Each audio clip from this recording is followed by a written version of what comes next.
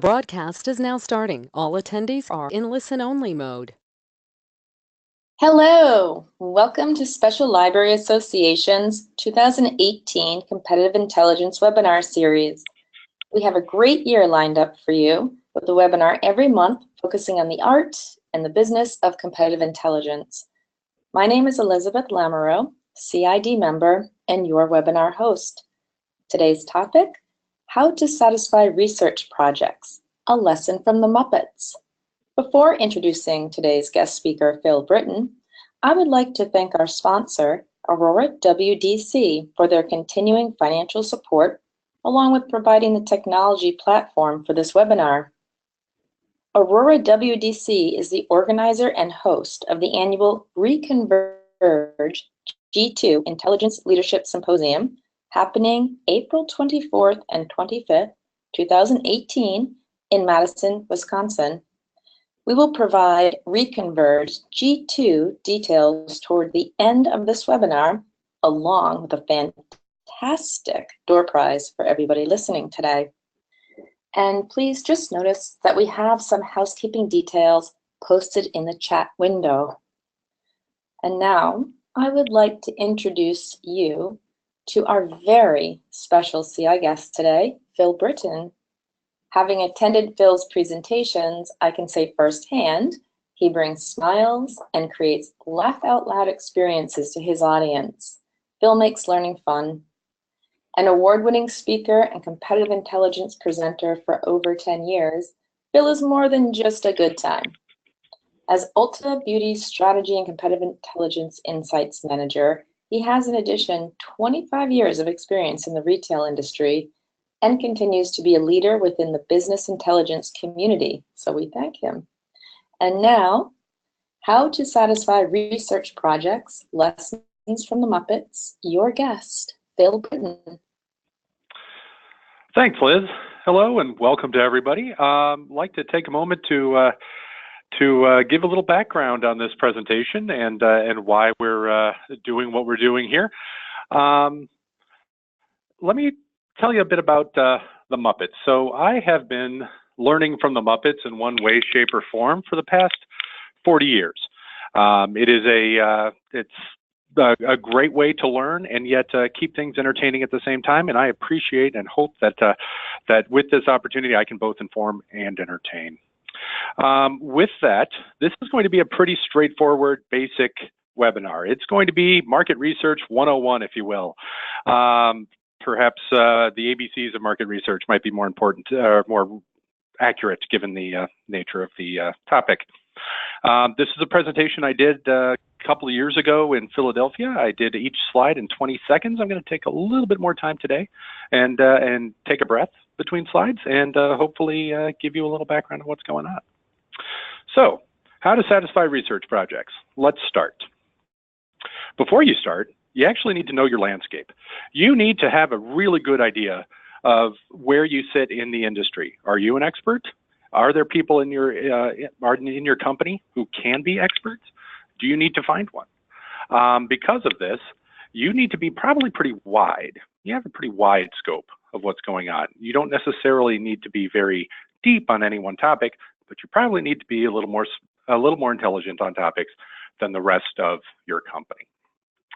Next step, you need to balance a team. You need to build a team that has a diversity of background, a diversity of thought, people who are probably wired a little bit differently than you are. And if you're a sole practitioner, try thinking of things in a different way. Try being as unique as you can with some of these. You look at Bert and Ernie here, they have very different mindsets, very different talents, very different moods. Probably helps if you pick a team that looks a little bit like that. It will help you come up with different ideas and different ways to tackle problems. You need to be a subject matter expert on your sources. You need to understand what's out there. You need to understand their credibility. You need to understand how frequently they are updated. Because if you have a really good background on your sources, you can avoid saying no to requests. You know what's out there. You know what's available. You have a really good idea of what's feasible. You also, when talking about human intelligence, it helps if you know who are your sources who perhaps you've made a few deposits in their emotional bank account, and you know who owes you some favors. And because of this, you can perhaps lean on people to tell you a little more information than they were prepared to do so. But by having this broad scope of your sources, it enables you to quickly identify your client's needs and how you can best meet those. Now, speaking of your client, you need to know your client. Every person you deal with internally is going to have a different set of motivations, and they're going to have a different point of view. You need to know what drives this individual. You need to know why she's asking you for a research project. You need to understand what her preferred method of delivery is. It will help you avoid reworking your deliverables. It'll help you get things right the first time. It will help you look at this pretty pig and make her happy, because if your clients internally are happy, then everybody is going to be happy. But the best thing is, by having an interpersonal relationship with your client, you will be able to develop a rapport that leads to trust, leads to credibility on your end, and will help you understand if there's a political angle to all of this. Bill, You will, yes, Liz. just wondering about this.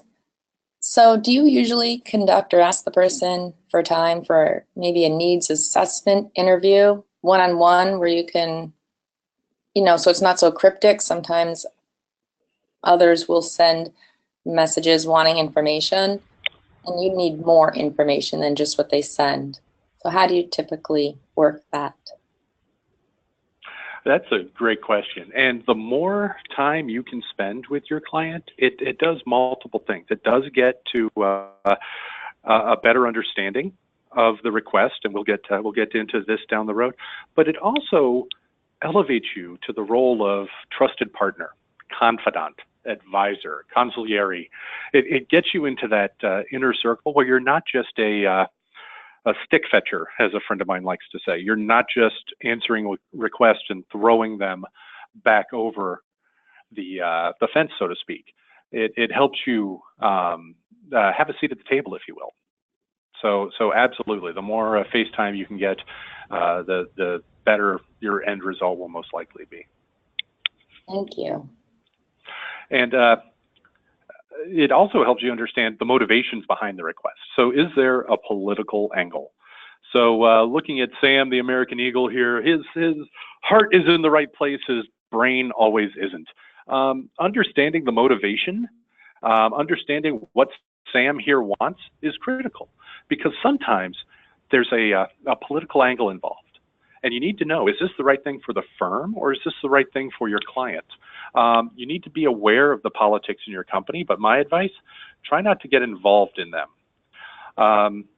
Corporate politics, in my opinion, is a bit like nuclear energy. It can be good or bad. It can be used for good or evil, but either way, you probably don't want to stand too close to it. You don't want to get any on you. So understand if there's an angle or if there's motivations, but really try not to get involved in it. And this actually goes to your question, Liz. Are you and your client even speaking the same language? By having that face-to-face conversation, you can help understand what exactly is required. Again, it helps prevent some rework.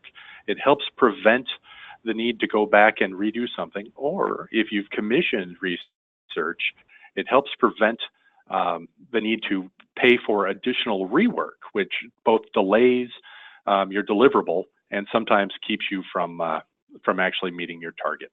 So you need to have that time to understand, are you speaking the same language? Clarify, and then follow up as needed. Bill, that also brings up another thing when you talk about trust.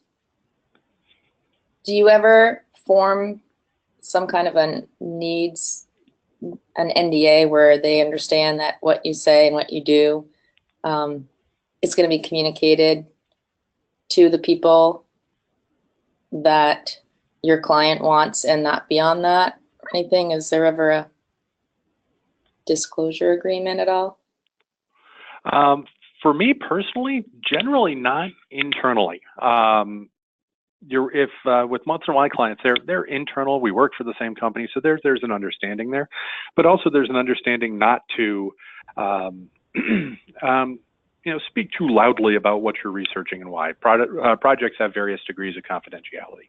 There will be times if you're exploring something very sensitive in the company, mergers and acquisitions, you're looking at potential international expansion or a joint venture, then there may be an NDA that comes along with that particular project. And of course, you would be expected to sign that. When looking externally, and we'll talk about this in scope in the next slide here, or next two slides, if you're going external on research, you would expect those firms to keep that very confidential as well. So, and we'll get into that in just a few slides.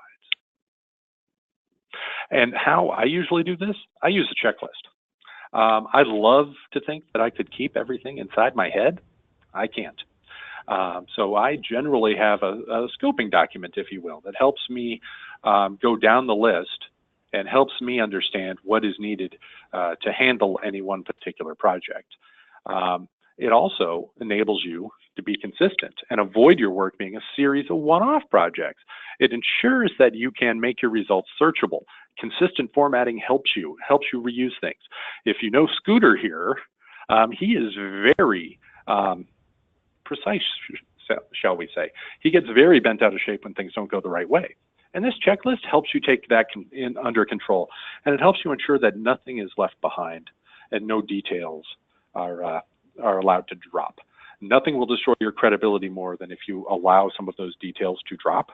So use a checklist, help build your model, and be very consistent with what's going on.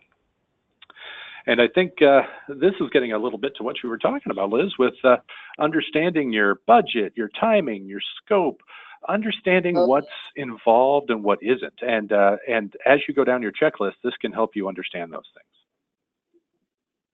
So one of the most important questions to ask and have answered before you even lift a pencil is, who's picking up the tab on this? As researchers and as intelligence professionals, a lot of us have budgets. I wish they looked like this massive pile of money here, but they definitely probably don't have 17 zeros at the end of it. So understand who is picking up the tab. When is this project due? What decision is being taken, and when is somebody taking it? Work backwards for that time.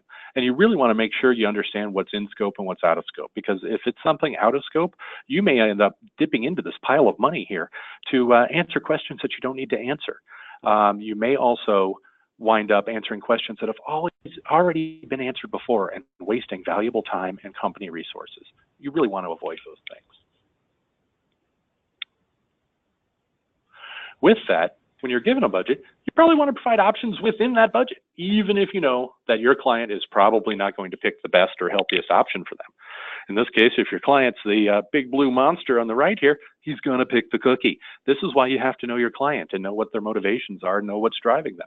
However, it's probably best, even if you understand at the outset what you're hoping to accomplish, it's probably best to understand, here's a menu.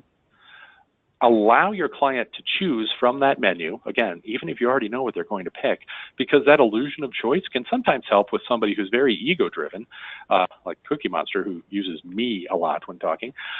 It helps you understand the motivations of that individual and helps you guide them, for lack of a better term, to possibly a better choice, or give them the illusion of choice, which helps you, again, seem like a professional, helps you understand what's going on.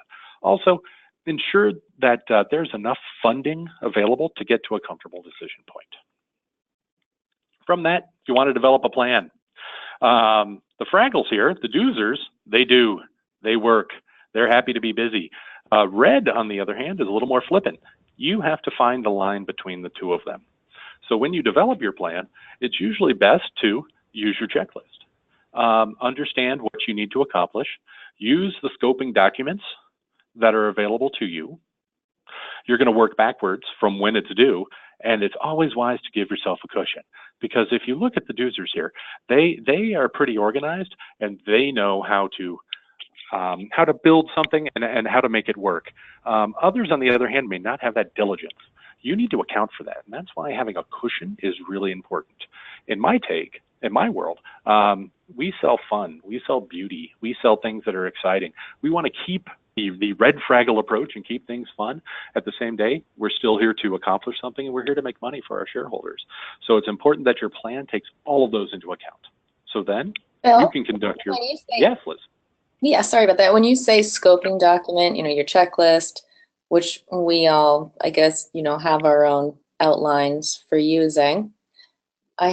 There are actually two questions. One of them is about finding other checklists out there that might help us even further make that checklist even better, as well as when you say scoping document, are you talking about what your customer wants from you? Absolutely. So I will, when I sit down and talk to a client, I'll take notes, not incredibly extensive notes, but I will take notes on what the request is. And then usually when I start the research, and especially before I spend any of the company's money, I shoot those notes back to the client and just say, this is what I heard, this is what I took away. And it does two things. One, it helps with the communication. If you go back to the yip aliens there, it helps with the communication to make sure that that you're all literally on the same page. And then also, it helps. It also gives your client an opportunity to say, "Oh, there's one more thing I forgot about," and you need to ensure that that doesn't crop up midway through the research. So that's what I talk about when I mean when I'm talking about a scoping document. And then your checklist is simply your project plan.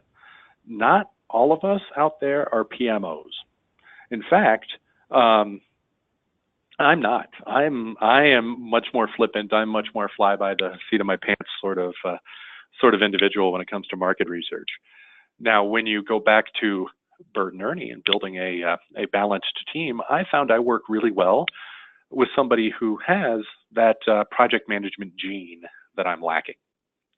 And the scoping documents and the checklist help ensure that no stones are left unturned. It also helps ensure that at the end of the day, both the sort of spirit and the letter of the request are met. So when I choose partners, I like to look for someone who has that project management skill set, and I find that somebody who is very serious and very diligent about working, like the doozers here, help balance me, and it helps ensure that we get the work done. So your documents can reinforce that, and your work plan, if you will, can also help ensure that nothing critical is left unmet.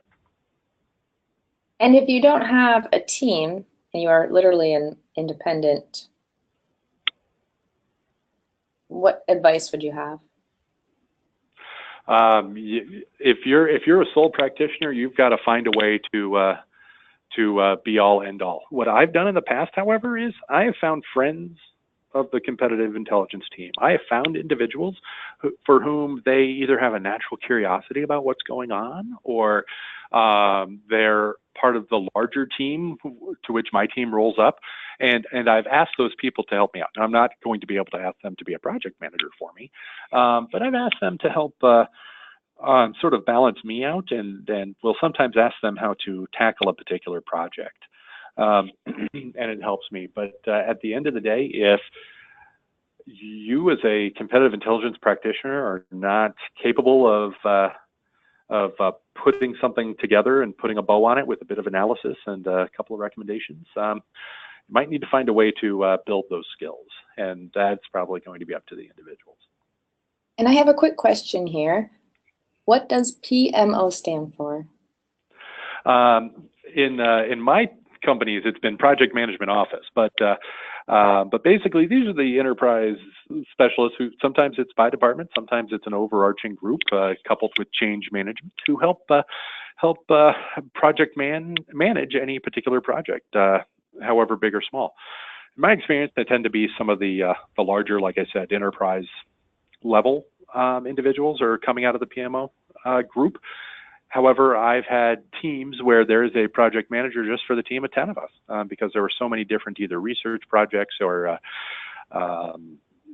places where we were offering advice, meetings we were being in, presentations we were giving, and having somebody who has that skill set, even if their job title isn't necessarily project manager, is crucial. So understand the wiring of the individuals. Understand this is where things like those personality typing tools come in really handy. Understanding that if you do the Myers-Briggs thing or the Strength Finder, understanding that there are people who might have a completely different wiring than you do is crucial.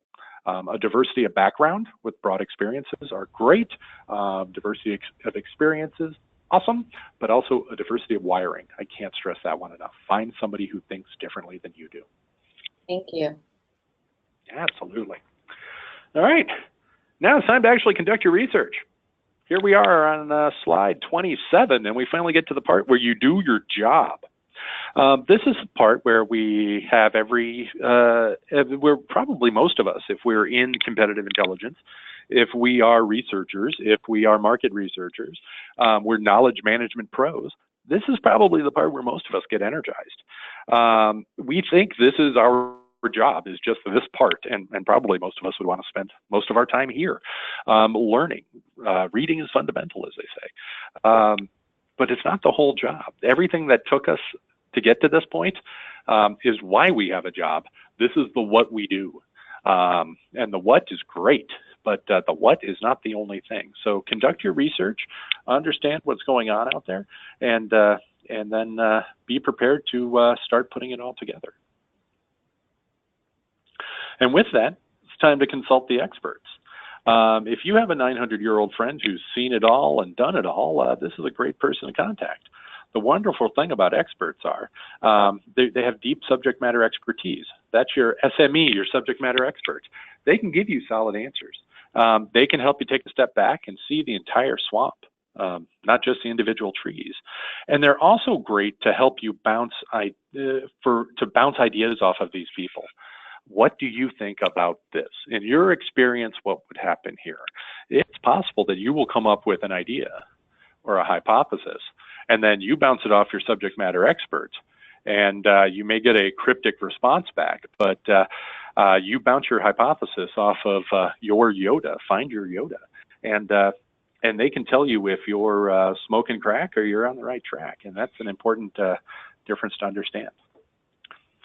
So you've formulated your ideas, you've done your research. Now is the time to actually test your hypothesis.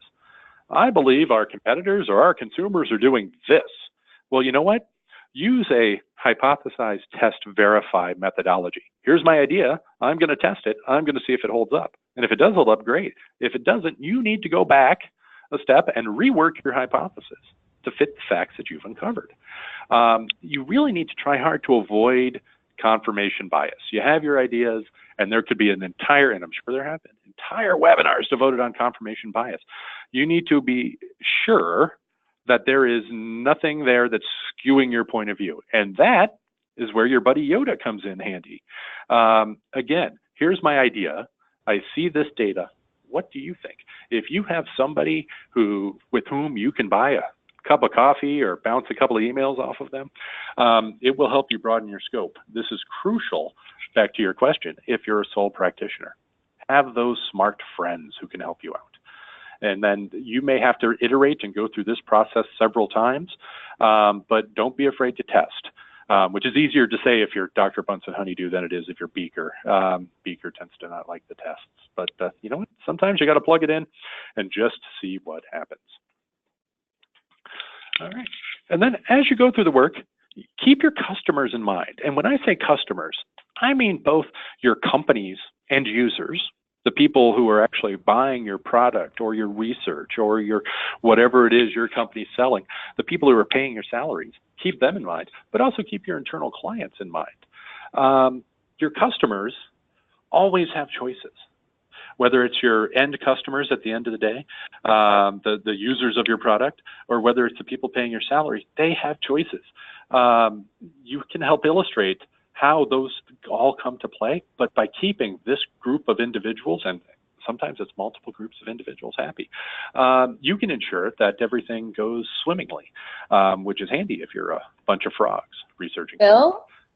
Yes. Is that your marketing strategy for what you do in order to keep yourself on top of the game and in clients' minds, and it's a hip pocket resource throughout your organization then? Absolutely. So it's there's and this I will channel a colleague of mine, Zena Applebaum, who was talking about the importance of something as simple as a newsletter, for instance. I use a competitive newsletter as a way to market myself. It's something that goes out to a broad group of people in the company. It brings name recognition, but it also brings the recognition of the capabilities. And as such, it's made my internal clients aware of who I am, what I do, what value I can bring to the organization, and it's drummed up a lot of internal business for me, if you will. I also work for a retailer. And in retail, nowhere is it more obvious that your customers have choices in the marketplace than with retail. Especially in the product categories I've had a history of working in, where they tend to be highly discretionary purchases. And if you can't illustrate through your research what the end customer could do, or what her options are in the marketplace, you're probably not going to do so well. So keep that customer point of view in mind. For instance, one trick I use is when I talk about my company, I don't say us. I don't say we. I always say Ulta Beauty. It gives me that external point of view, and it keeps that external point of view going. Now, it's very obvious from the team and from the tone that I take whose side I'm on. But at the end of the day, I always highlight that customers have choices. Does that answer your question? Thank you. Awesome. All right. So then, from the customers, you know what? You can't be afraid to take risks. Sometimes risks are good. Sometimes risks are bad. Sometimes, like Gonzo here, you're going to go all in, even if that's not always advisable. But you should be prepared to put yourself out there, possibly not by being launched from a cannon, but anything's possible. But put yourself out there and say, you know what? I'm comfortable with how I've researched this. I'm comfortable by bouncing my ideas off of experts. I believe the research is solid. I can demonstrate the steps I've taken to conduct the research. Again, another place where those scoping documents come in handy. You've taken the steps, other people have vetted them. You know what? I believe this is what's going on. And by doing this, and by being confident, you can take those risks and possibly make an unpopular recommendation or give an unpopular answer to some of the research questions you've been tasked to answer. It's not always fun to be in this position, but you know what? If you're prepared and you're comfortable and you're confident in what you've done and you know your methodology, it's a lot easier to make those recommendations. And then you have to figure out, how are you going to deliver those recommendations? Back to the discussion with Miss Piggy, your client, you need to understand how your client wants these findings delivered. Is it going to be done as part of a presentation? Is it going to be just handed off in a document?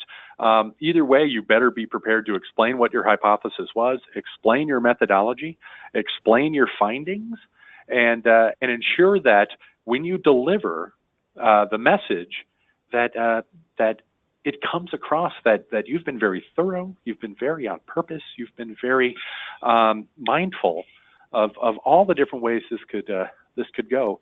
So you have that degree of confidence, like Gonzo being fired out of the cannon, to say, this is what I believe is out there. Sometimes as a newscaster, you're tasked with delivering unpleasant things, and sometimes that's going to be your role as a knowledge management pro. But if you have the ability to walk through how you did it, what you thought about going in, what you found, it should make it easier to make those recommendations. And at the end of the day, making the recommendations is really what we're here to do. You probably, back to what I said earlier about not wanting to be a stick fetcher, you want to be able to say, here's the so what. You've spent all of this time researching the what You've answered the question. Here's the what. As an intelligence pro, you should be able to do the so what. You're paid to think, right? I mean, you're not just paid to warm your chair. Your brain is probably why you have your job, so use it. You're the subject matter expert, right? In fact, I love doing some of these research projects because it enables me to come back and say, hey, make a left turn at the fork in the road here. It enables me to get smarter about a particular category. I mean, I'll level with all of you guys on the phone here. I'm not a beauty enthusiast. I don't wear a ton of makeup, but I've gotten really smart about some of these topics by doing this research, and that allows me to make these strong recommendations. It allows me to say, here's what I believe will happen in the future based on my experience, the experience of the company, the motivations of our competitors, the desires of our customers, able to pull it all together and make those recommendations. Bill, we have another comment, which is that it is really great advice when you refer yourself and your deliverables as Ulta Beauty instead of we or us. And at the same time, do your internal clients ever mistake your work for those of external consultants, thus diminishing your personal impact? There are steps you can take to avoid that. Well, let me back up and say it depends. I had a supervisor once who wanted to ensure that our work always looked professional, to the point where we developed a style guide, a color palette, an editorial voice, so that our work looked like it could have come from external consultants. Because sometimes, unfortunately, those external consultants, and hey, some of us are those internal consultants on the phone here, the professionalism is part of the credibility. So we needed to make sure our work looked as good as something you would get from a Deloitte or a McKinsey or an E&Y. We wanted to make sure that if our document was sitting on someone's desk, at a glance, you could tell who it was and where it came from. Now, that being said, there was one time where, I'll talk about this right now with embracing the critics, there was actually a time where we were doing a bit of work. I won't go into too much detail, but this is back when I was at Best Buy, and we had a senior vice president in a meeting say, who do you work for anyway, us or them? And at that point, I knew we had made it, because we were providing a point of view that was not central to Best Buy at the time. So even though we were aware of the angles, our harshest critics, they still had the company's best interest in heart. And looking at Statler and Waldorf here, they're constantly grumpy, and some people are just going to be like that. But when I have the CEO of Ulta tell me as I walk by her in the hallway, and she says, "Hey, I read your report this week. It gave me a bit of heartburn," I know I'm on the right track. Even though it's you would think that giving somebody heartburn isn't a good thing. Taking that external point of view to the point where your internal clients know that you're being objective about the landscape overall, I knew I was doing my job at that point. Bill, So, we have two more comments, questions. Sure. One is, what are some of the items you might include on a research checklist, and a possible example of what a executive or front page deliverable that catches attention might look like? All right, so let's start with the checklist. So as you are having that preliminary scoping meeting with your client, there's going to be a series of questions you will want to ask, and obviously some of them are administrative questions, right? The timing, the budget, the scope, the what are you using this information for? Because an FYI is going to be very different from we're thinking of buying a company. The level of due diligence you have to do for mergers and acquisition, for spinning up a new line of business is probably a lot more robust than what you would put together if somebody just wanted to get a little background on the competition. So understanding within reason what decisions are going to be made are crucial, because that helps you understand how deep you need to go. back to the knowing the landscape and knowing your sources. It's very important at the beginning when you're scoping and you go through that research checklist, give some recommendations on what data sources are available. Is a syndicated report that you purchased once a year going to be sufficient to answer this question? Is it going to require first-party research? Are you yourself going to have to do the research? Is your client comfortable with that? Are you going to have to use human sources? Hey, I'm going to need to interview a whole bunch of people about this, both internal and external, and this is what I'm going to do. Those should all be questions on your research checklist. Understanding the, like we said, the timing, but also the breadth of scope, if you will. What sample size are we going to need? You're going to make recommendations on that. I think we can get to this by asking 200 customers what they think. I think I need to have a panel of 10,000 customers to answer this question. You're going to make those recommendations, but that should be on your checklist as well. The research sources you have, and then how deep you can go. And you should also have on your checklist some ballpark figures on cost. Some people are going to want to know what that is to the dollar. Some people are going to be comfortable with just a number of zeros. It'll be about 100 grand. Okay, do it. Or people will say, no, I don't want to pay 100 grand. What options do I have for less than that? And that goes back to what the confidence interval has to be. You know what? If you're doing M&A work and you're only Googling your topic, that's probably not enough information to make a really robust decision. So on your checklist, you should have those sources. You've reviewed some of the potential sources without going into the weeds with your clients because you're the expert. You should also just be sure you ask all the questions around, again, timing, deliverables, scope. Does this need to be presented in person? Can it be a report that's sent out? Can this be something where we're packaging it and publishing it? Those are sorts of things you also need to know in the question in your questionnaire. But at the end of the day, it's vital that you get as much data as possible initially, and then limit the number of questions after the fact. Although you may want to schedule some check-ins along the way, just to be safe. Thank you. All right, and then as to the second question, how do you get the attention of your executives with a snappy one-pager? That comes back to being willing to take risks. Be outrageous. If you can support it, be outrageous. Have some statements that you're willing to make. So one of our largest competitors, I routinely tell people that even though you think they're a retailer, they're not actually a retailer. That gets people's attention. When you tell them that what I'm going to tear down your preconceived notions about something. Make a few bullet points. This is what we see happening. The trend will increase to this amount by this year. The dollars will be this. This is the risk to our company if things do not change. That generally gets attention. If you talk about risks due to action, inaction, lack of action, timing, those get people's attention. Because you can imply somewhat that a lack of attention to a particular problem can be worse than not doing anything. The band Rush said, if you choose not to decide, you still have made a choice. Letting people know that that choice could be good, bad, or ugly is part of your job as an intelligence professional, in my opinion. Thank you. All right. And then, at the end, we're in intelligence because we like to have fun.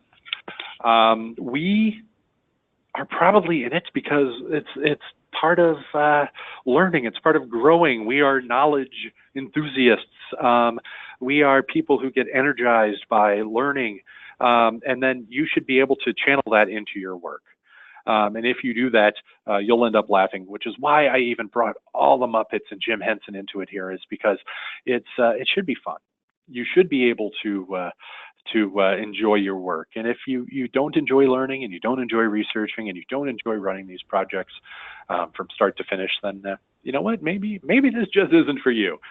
But my guess is, if you're on this call and you sat here and listened to me prattle on about Muppets for 40 minutes, you probably have a pretty decent sense of humor, and you should be able to make your job fun. With that, I have concluded the prepared portion of the webinar. Are there any questions, comments, songs, concerns? Anything else out there? There's been a number of questions and comments along, so I've been keeping up with them. Awesome. There was one that came in about politics being objective, staying objective, even if the client you're serving internally has an agenda, to be able to keep that focused mind of objectivity with non-politics, I guess is how Right. I'm looking at it here.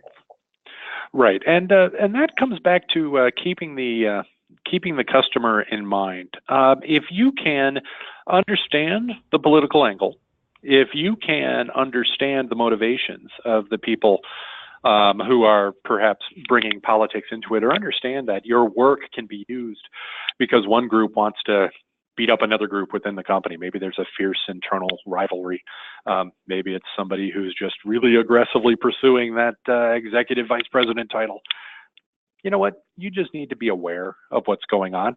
But as long as you ground your research and your methodology and your findings in terms of the customer, the impact to your company, the impact to shareholder value, whatever it is that you tie it back to your goals, your company's goals, you tie it back to your company's strategic priorities, it will help you stay outside of the politics. If you go down the path of saying, you know what, I'm going to provide research that helps you get a promotion over that other guy, then you're involved in the politics, and it's hard to be objective. So stay grounded with the end results and the impact that those results will have on, again, your customer, the business, the line of business, the dollars at play, or whatever your local currency is, the net impact to the company overall, and that'll help you stay out of the politics, even if you need to be aware of the politics and understand why things are going on. Thank you very much. I hope that helps the answer, or helps clarify. Yes, thank you so much, Phil. It's really nice to have your expertise. And I would like to say that we will be having another wonderful webinar coming up on May 22nd as well. And thank you to Jim Hansen as well as Phil Britton. And I just want to take the opportunity right now to thank Aurora WDC for sponsoring the webinar series and inviting all of you to their #1 intelligence event in Wisconsin, which is Reconverge G2 on April 24th and 25th. And now here's the best part. For listening to our webinar today, you are receiving a $200 credit towards your registration. And all you got to do is put in the discount code SLACID. That's capital SLACID, all one word, no spaces. And because Phil is still on the line, I know he's attended Reconverge. Do you have any thoughts? You know, Liz, I've been to several of the Reconverge events, and I'll tell you, in my opinion, it's one of the best bangs for the buck out there. It's a great lineup of presenters. Aurora does a phenomenal job of putting it together. There's no hard sales pitch. Nobody's going to twist your arm and try to get you to buy a software platform or a bucket of research that you don't need. And you know what? I'm not just saying this because I was co-chair the last couple of years either. I mean, it's a pretty good event. And if I was interested in competitive intelligence, and I am, I would definitely go look at Reconverge. It's a phenomenal event. It's usually really small, somewhat intimate, easy to network with your peers, and you get to see beautiful scenic Madison, Wisconsin. Who doesn't want to do that? So absolutely, I can't recommend Reconverge enough, and I'm saying that without being as a paid endorser here. That's wonderful. Yes, and so I'm really happy because they are contributing. They're making the registration fee $200 less just for being part of our SLACID community here. So that's wonderful. And as well, we have a next webinar coming up on May 22nd, noon Eastern time, where you will discover SLA-CID's 2018 conference venue. And our Super CI guest speaker is Victoria Richard, who is our CID chair and a sought-after Boston area competitive intelligence specialist. So there's going to be a lot to learn and to see as we explore that conference together. Anything else that we would like to add, Phil, in closing? Just another thanks to all the people who have participated. I hope you got something out of it. I hope you were both informed and amused by what we presented today. Thank you. Thank you. And if you'd like to get in touch with Phil, we do have his email address for you on hand in our chat. And we will also have a fireside chat with CI Fellows. If you register, when you're registering, we'll have an option on Eventbrite to do an in-person ticket or to do the live stream. Just pick the live stream option, and you'll be sitting at that fireside chat with us on April 10th. So thank you all for attending today's session, and we hope to see you back on May 22nd at noon. This is Elizabeth Lamoureux signing off.